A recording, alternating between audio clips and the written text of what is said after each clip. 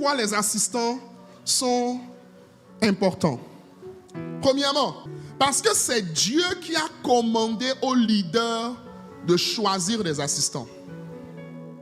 Premièrement, les assistants sont importants parce que c'est Dieu qui a commandé à un leader de choisir des assistants. Dieu a commandé au leader. Dieu a commandé. C'est une recommandation divine que de choisir des assistants. Donc le choix des assistants n'est pas un projet humain, mais le choix des assistants est un projet divin. Nombre le chapitre 16, versets 16-17. La Bible dit, l'Éternel dit à Moïse, donc c'est Dieu qui parle. Ce n'est pas Moïse qui prend l'initiative, c'est Dieu qui parle.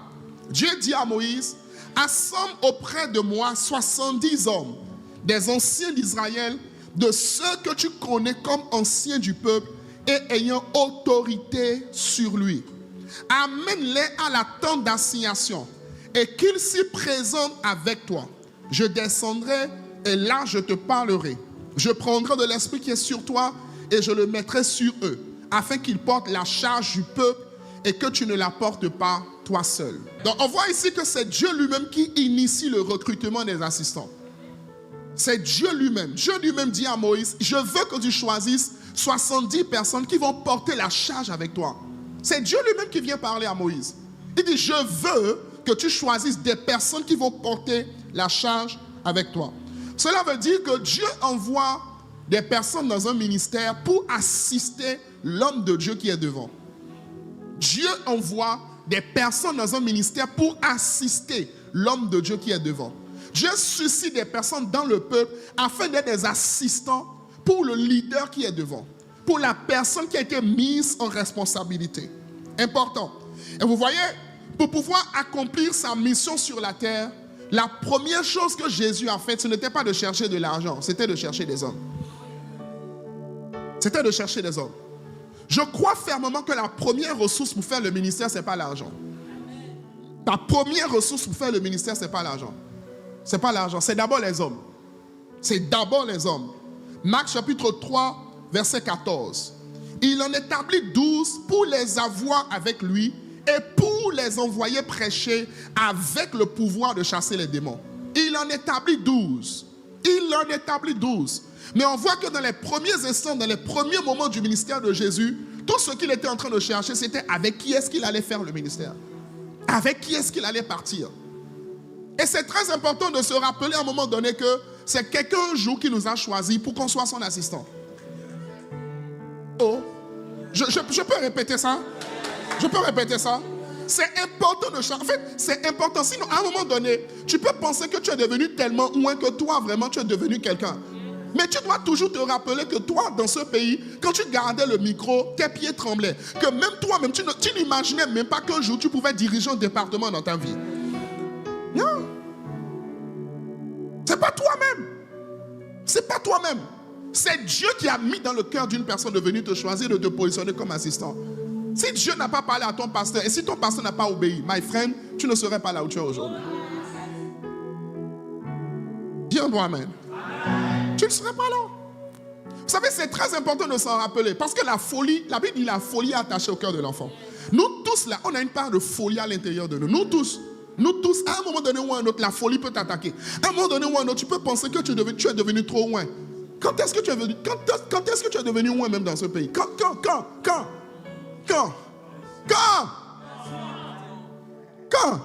Nathan dit à Saül, souviens-toi quand tu étais petit à tes propres yeux. Donc quand tu tremblais, quand tu te cachais derrière les bagages dans ce pays, on disait que tu allais devenir roi, tu te cachais derrière les bagages, tu n'osais même pas sortir. Souviens-toi quand tu étais petit à tes yeux. Et c'est important de ne pas vite jeter ces photos anciennes. Non. Oubliez les choses passées par la personne que vous étiez avant. N'oubliez pas la personne que tu es. N'oublie pas. N'oublie pas d'où on est venu te chercher. Sinon, tu vas devenir orgueilleux. L'une des caractéristiques des personnes qui sont orgueilleuses, c'est qu'elles oublient. Elles oublient où elles étaient avant. Elles oublient que c'est quelqu'un qui est venu les chercher. Elles oublient. Elles oublient qu'elles étaient quelque part et que Dieu est venu les chercher pour venir leur faire grâce. Je peux ajouter quelque chose. Est-ce que tu sais qu'il y a des dons que Dieu te donne juste parce que tu es à côté d'un pasteur et ce pasteur a besoin de ces dons-là?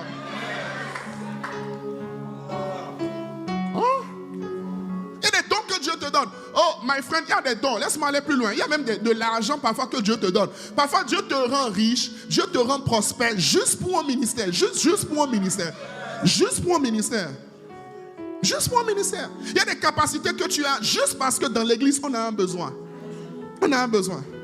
La plupart du temps, lorsque j'ai un besoin à l'église, personnellement, je commence à chercher autour de moi. Ça veut dire qu'il y a quelqu'un qui a ce que je suis en train de chercher. Mais pourquoi est-ce que Dieu a placé cette chose-là en toi? Ce n'est pas pour faire Joboula, ce n'est pas pour faire le boss, ce n'est pas pour faire le révérend, ce n'est pas pour faire le 3 fois 1. C'est pour servir, pour pouvoir être utile là où on t'a positionné. Si tu n'es pas en train d'être utile là où on t'a positionné, c'est que tu as oublié d'où tu viens. Et tu as oublié la raison pour laquelle tu es là. Tu as oublié la raison pour laquelle tu es là. Oh, tu n'es pas loin pour être sur Facebook. Je peux dire quelque chose. Je peux dire quelque chose. On est entre nous, non? Je peux parler. Tu n'es pas loin pour être sur Facebook. Les amis, je ne suis pas contre le ministère sur les réseaux sociaux. Je bénis Dieu pour le ministère sur les réseaux sociaux. Je fais le ministère sur les réseaux sociaux. J'exhorte sur les réseaux sociaux. Ok, mais moi, mon ami, ok, tu as beaucoup de likes, non? Tu as beaucoup de likes. Tu prophétises beaucoup sur Internet. Tu déclares, les gens sont bénis. Organise un programme. Non, c'est moi-même, je te dis. Si tu veux, je vais te financer la salle. Organise un programme. C'est le jour là tu sauras qu'il y a l'eau d'un coco. Organise un programme. Organise un programme. Non, je te dis. Non, ce que je suis en train de te dire, moi-même j'ai expérimenté ça. Moi en 2014-2015, moi par la grâce de Dieu, je faisais partie des premières personnes à prêcher sur Internet. Mon ami, moi quand je prêchais sur Internet, les gens étaient bénis. Ils étaient bénis. Moi je croyais que j'étais déjà loin. Les amis, je pensais que les nations devaient déjà répondre au son de ma voix. Look! Non, je vous dis. J'avais déjà beaucoup de likes. J'avais déjà des groupes WhatsApp. Mon ami, moi je prêchais sur WhatsApp. Toi, tu as déjà fait séminaire sur WhatsApp? Moi, je faisais un séminaire sur WhatsApp. Toi, tu as déjà écrit message, pas prêcher, écrit le message. Oh yes! J'écrivais message sur WhatsApp.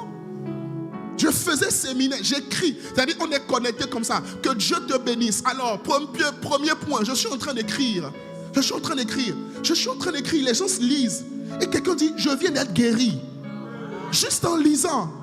Je viens d'être libéré juste en lisant le message. Et puis je me suis dit, je suis loin. Je vais organiser un programme. 3 jours de séminaire. Les jeunes gens auront des visions. Je n'oublierai jamais le thème. Une affiche couleur verte. Et j'étais dessus comme ça de côté avec la main levée. Si vous pouvez me trouver même l'affiche sur Internet, vous allez encore trouver ça. Régie, trouvez-moi ça. J'étais déçu. La main levée comme ça. Couleur verte. Veste en tissu avec des traits verts et blancs. Oh, c'est pas aujourd'hui que je suis devenu choco. Il y a longtemps j'étais déjà choco. Donc j'étais déçu comme ça. Les jeunes gens auront des visions. Oh yes. Puis j'ai gardé le micro avec la main levée comme ça. 3 jours de séminaire. Les amis, pendant les 3 jours, il y avait à peine 15 personnes. La chorale y compris, la précision est importante. C'est-à-dire quand la chorale montait avec les musiciens pour chanter, il n'y avait plus de peuple. Donc, il fallait que... Fini vite la louange pour descendre, je vais commencer le message. Comme ça, je vais me sentir un peu loin. Oh yes! Pendant 3 jours, bourse du travail. En ville. C'est même pas dans un village, en ville. Oh yes. 15 personnes. Je croyais que j'étais déjà loin. Mais j'ai compris que il y a une différence entre avoir des likes et avoir un peuple qui te suit. Il y a une différence entre les deux. Il y a une différence entre les gens t'aiment. Mon ami, c'est les gens qui sont en train de dire tu es où là. Ils ne sont pas prêts à mourir pour toi. Ils ne sont même pas prêts à prendre 200 francs pour venir t'écouter. Ils ne sont pas prêts. Ils ne sont pas prêts. Et laissez-moi préciser une chose importante. Hein. Écoute, il y a une différence, par exemple, entre tu as organisé un programme avec des orateurs et puis tu es l'orateur du programme, tu as invité les gens pour que les gens viennent. Pourquoi est-ce que la plupart des gens organisent beaucoup de programmes avec les orateurs? C'est parce qu'ils savent que si eux-mêmes ils font l'erreur d'être seuls sur l'affiche, personne ne va venir.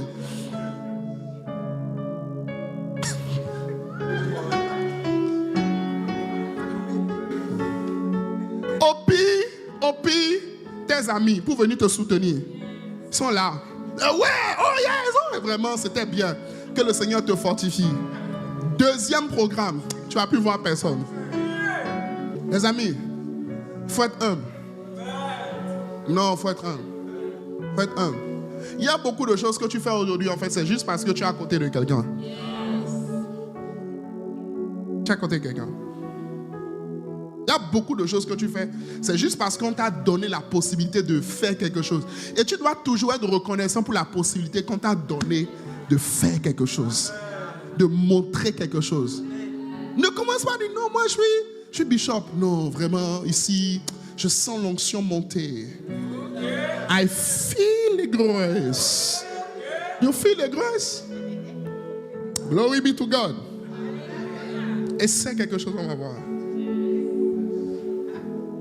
Et c'est quelque chose. Je ne suis pas en train de dire qu'on ne va rien essayer par soi-même. Mais je suis en train de t'expliquer, en fait, d'apprécier la grâce d'être sous couverture. D'apprécier la grâce d'être sous couverture. Si tu es là, acclame le Seigneur. Amen. Alors, Luc chapitre 6, verset 12. Voyons quelque chose dans Luc 6, verset 12. Luc 6, verset 12. La Bible dit, en ce temps-là, Jésus se rendit sur la montagne. Et il fit quoi? Il passa toute la nuit à faire quoi? À prier. Donc Jésus va à la montagne et il passe toute la nuit pour prier. Mais en fait, il priait Dieu pour quoi? Il priait Dieu pour choisir les hommes. On ne voit pas Jésus passer toute la nuit pour chasser le diable. Mais on le voit passer toute la nuit pour prier afin de choisir les hommes. Ça veut dire que les hommes qui nous accompagnent, ou le fait en fait qu'on soit accompagnateur, assistant dans un ministère, c'est un appel. C'est un appel. It is a calling. C'est un appel. Le fait d'être collaborateur d'un homme de Dieu, c'est un appel. Le fait d'être présent autour d'un homme de Dieu, c'est un appel. Le fait de servir quelque part, c'est un appel. Et si tu ne vois pas ça comme un appel, tu ne vas pas pouvoir maximiser cet appel-là. On peut avancer un peu?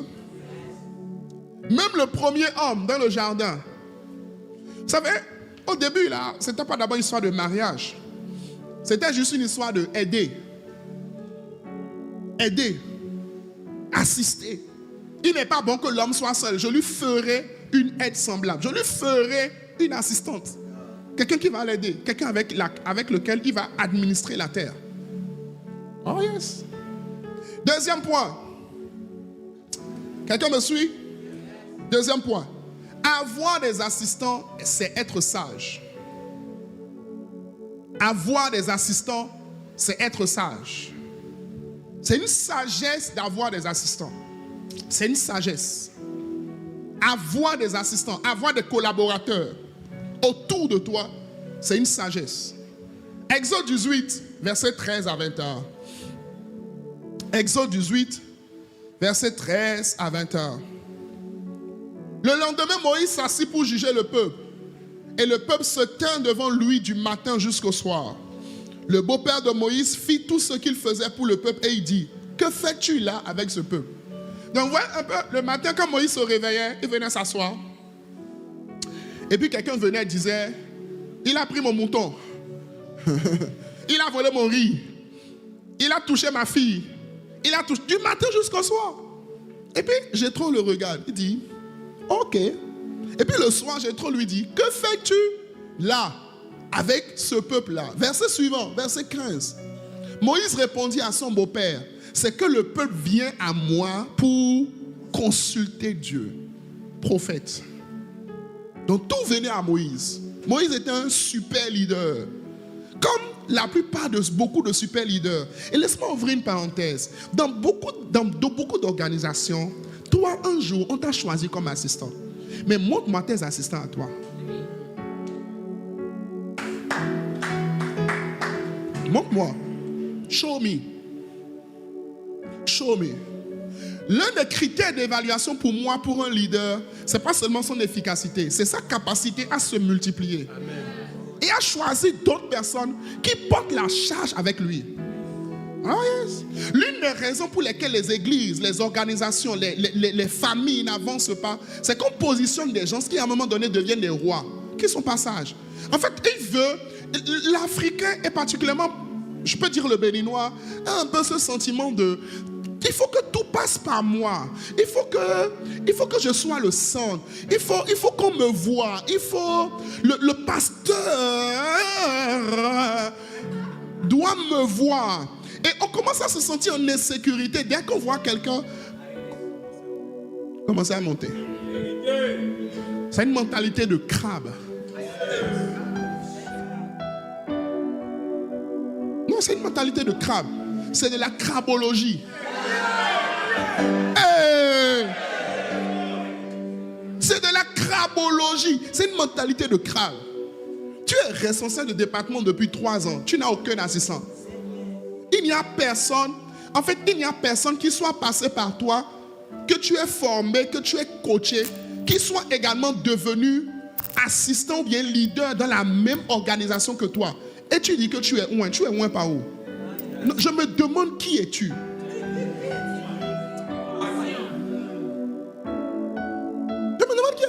Quand Joseph est venu voir papa Jacob, Joseph est venu chez papa Jacob avec ses enfants. Toute personne qui vient voir son père mais qui n'a pas d'enfant qu'il a engendré derrière lui, c'est un enfant qui est bizarre. C'est un enfant qui est bizarre. C'est un enfant qui est bizarre. Joseph vient voir papa Jacob. Il dit, papa Jacob, voici mes enfants.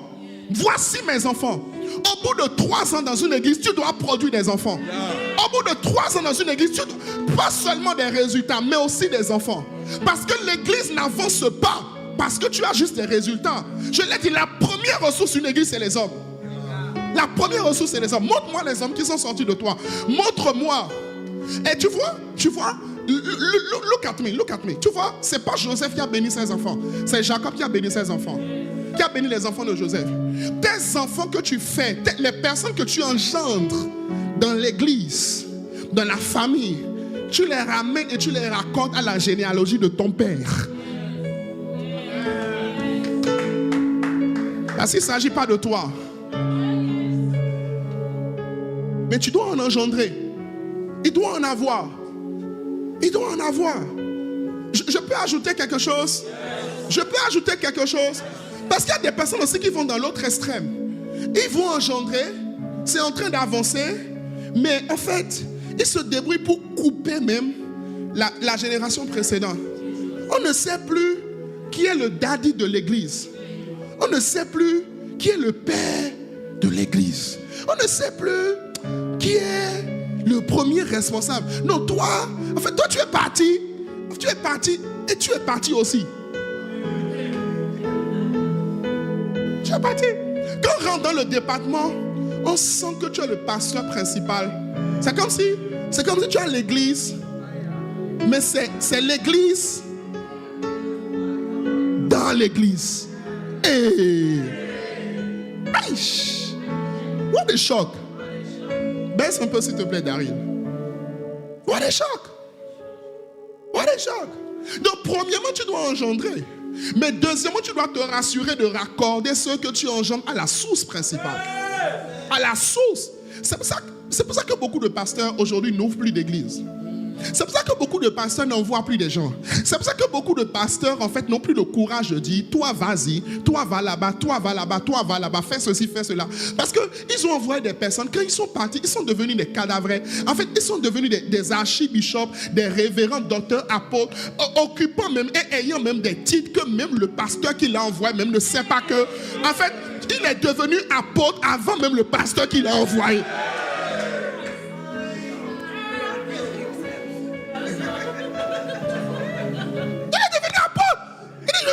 Moi j'ai l'onction. Je suis. I am. Et tout le monde l'appelle du titre. En fait, à quel moment tu as été consacré?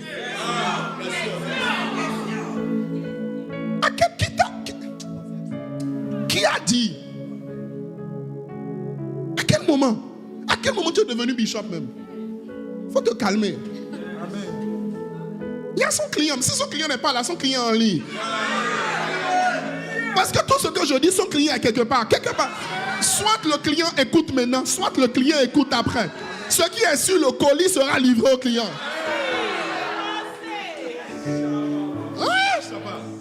Nous sommes sous autorité. Nous sommes sous autorité.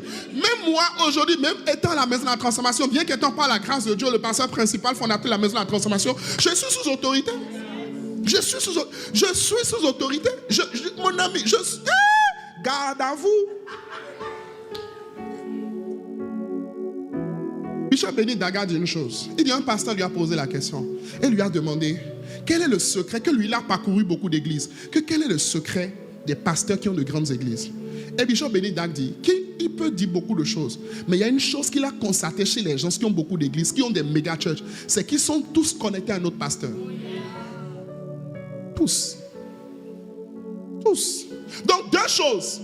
Engendrer des assistants, engendrer des personnes qui t'assistent dans l'œuvre, c'est la sagesse de Dieu. Mais attention, tu dois le faire, mais tu dois le faire en étant rattaché à la source. À la source. Il faut être à l'aise avec le fait que dans une église, il y a un pasteur et c'est le pasteur principal de l'église. Il faut être à l'aise avec ça. Mon ami, il faut connaître ta place dans la vie. Ça aussi, c'est l'humilité. C'est l'humilité.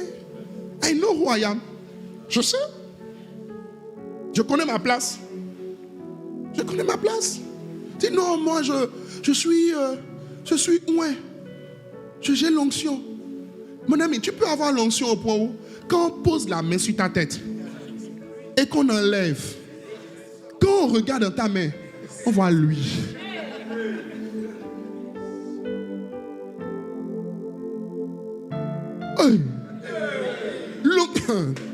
Ce niveau d'onction, en fait, notre onction, elle est invisible. Mais pour toi,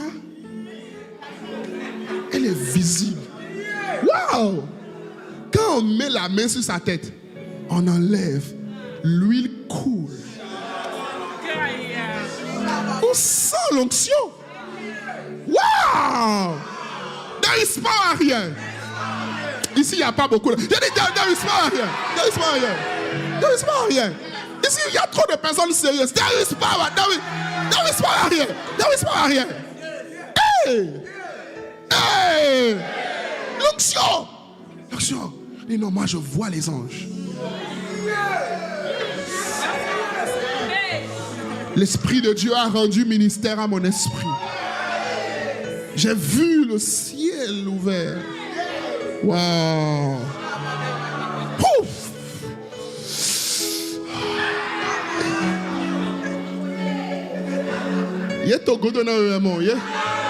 Ils sont en train de te poursuivre. Les esprits de la maison de ton père.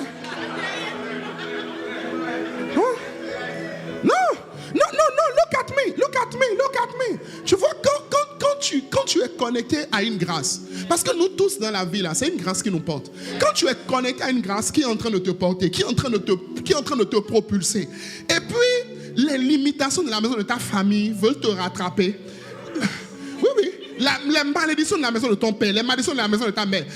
En fait, eux, ils ont juré que toi, tu ne seras jamais rien dans la vie. Que toi, tu ne vas jamais porter, que tu ne vas jamais être propulsé. Maintenant, Dieu te prend, parce qu'il y a deux manières de porter du fruit. Il y a le fait de porter du fruit en étant connecté à la terre, mais il y a aussi ce qu'on appelle le greffage. Le greffage. Donc on t'enlève, on vient te greffer. Même la Bible dit que nous-mêmes là, nous qui ne sommes pas les Juifs là, nous sommes même greffés. Même ton origine là, on n'est pas à l'origine. We are not at the beginning. On est greffé. Donc, pour t'amener même à sécher correctement, ils vont se débrouiller pour que tu te déconnectes du greffage, en fait de la source, pour que tu commences à opérer par toi-même.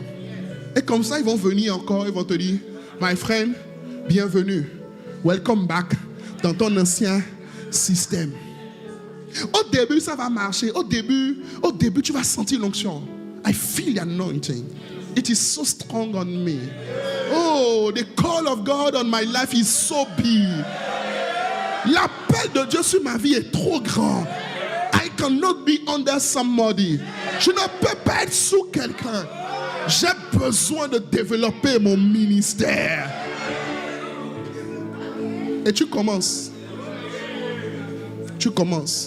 Ça commence à porter du fruit. Et comme Satan même veut t'aider dans ta folie, il va attirer 3-4 personnes vers toi. Et dès que tu vas poser la main comme ça, lui-même va enlever le problème. Non, lui-même va enlever le problème. Il va t'amener 2, 3, 4 malades comme ça. Parce qu'il faut qu'il t'encourage dans ta folie. Est-ce que je suis en train de prêcher? Il faut qu'il t'encourage un peu dans ta folie. Donc dans l'encouragement, tu amènes la personne, tu poses la main comme ça seulement. Oh! L'esprit est parti. Et puis quand tu sors de là,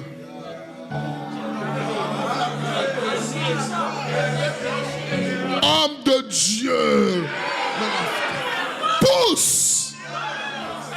Hey!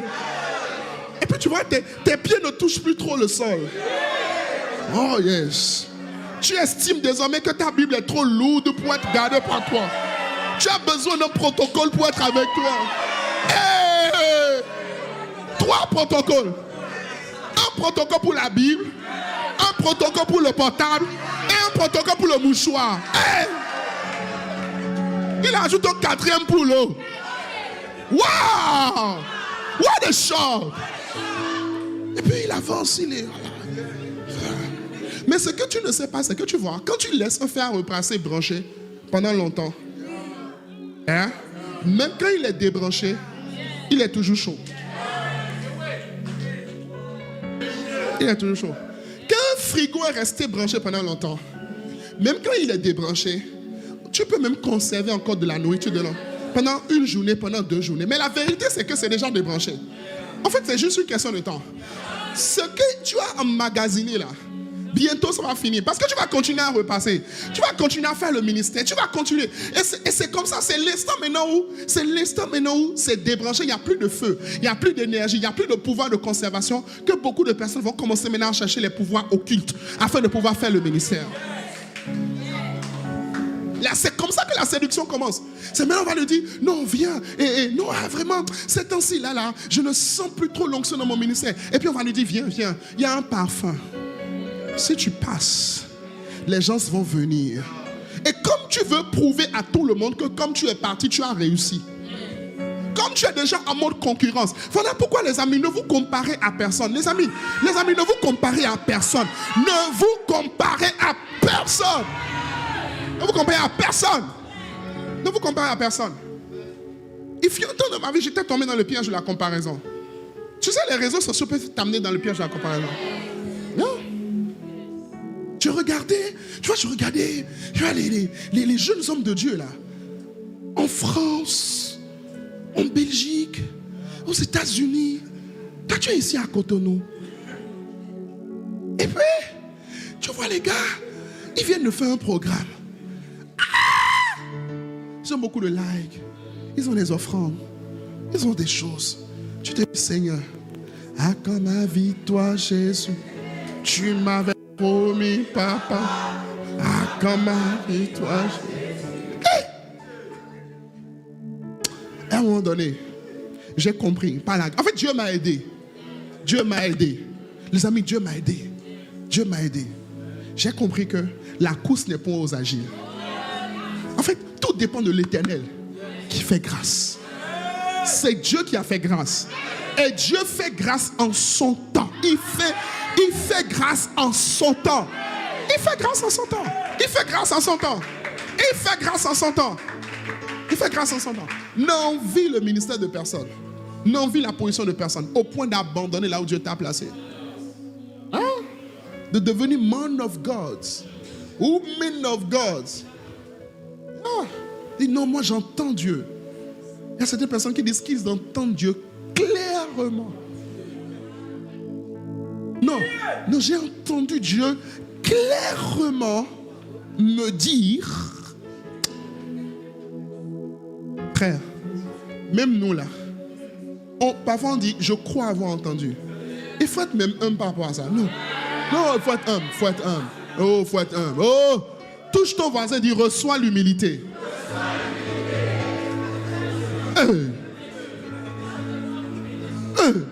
Non, moi j'entends Dieu.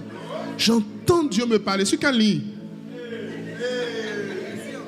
Globalcom, Move Togo, Yas, quoi encore? MTN, Move ou bien Orange? Non, il faut laisser. Le Celtis. Non, calme-toi. Non, Fabi. Calme-toi. Non. Faut boire du dédémycine. Moi j'entends Dieu.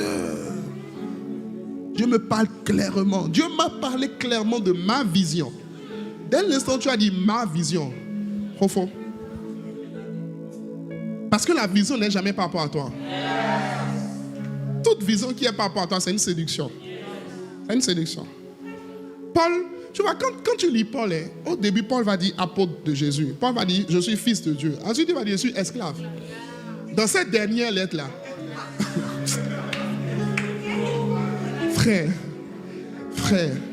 au début, Paul était apôtre. Frère, mais vers la fin, là, le gars, il est devenu esclave de Jésus. En fait, il a laissé apôtre là. Et son titre de clôture, c'est esclave de Jésus. Waouh! Maintenant, toi, tu dis non, moi, je sens un appel. Il y a un grand appel sur ma vie.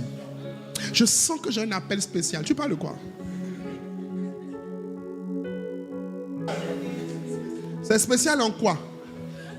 Nous tous là, notre appel est spécial. Nous, my friend, nous tous là, on a un appel spécial. Chacun dans son couloir. Donc, il faut arrêter de nous fatiguer. Non, moi j'ai un appel spécial. Certaines personnes estiment que leur appel est trop grand pour rester sous un homme de Dieu.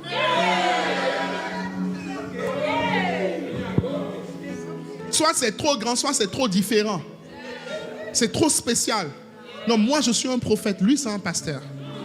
Je ne sens pas, je ne pense pas, non, il me faut quelqu'un qui voit avec précision afin de m'aider à voir. Parce que j'ai besoin de voir. Je vois par l'esprit. Mais la vie et le ministère vont t'apprendre que voilà. C'est pas ça qui fait l'église. Pas ça. Pardon, mais les grandes églises traditionnalistes qu'on connaît là, où les gens alignent voiture beaucoup chaque dimanche, ils voient quoi?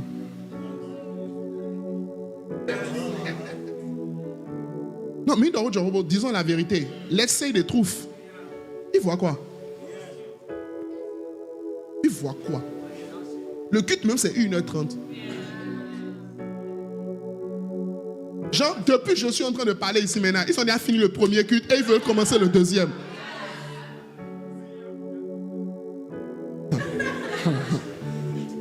Il faut commencer le deuxième. Et pourtant les gens sont alignés. Les gens sont là, avec des voitures. Les gens sont là. Les gens sont là. Les gars construisent des cathédrales. Cathédrales. Et toi, tu dis, tu vois. Tu as des visions. Tu vois. Continue de voir.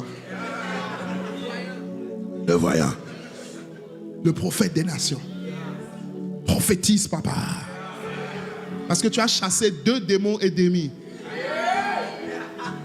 Faut laisser. Non, il faut laisser. C'est juste un micro qui ne va pas fonctionner. Et ta tension va monter, descendre. Le jour où tu iras sur le site où on vend les micros, quand tu vas voir les prix, le micro que tu es en train de lutter là, tu vas te dire, mais qu'est-ce qui me pousse? Qu'est-ce que j'aime même? Je dois me calmer. I pray for you. Que Dieu te donne la grâce. Que Dieu nous donne la grâce de ne pas devancer notre temps. Je dis de ne pas devancer notre temps.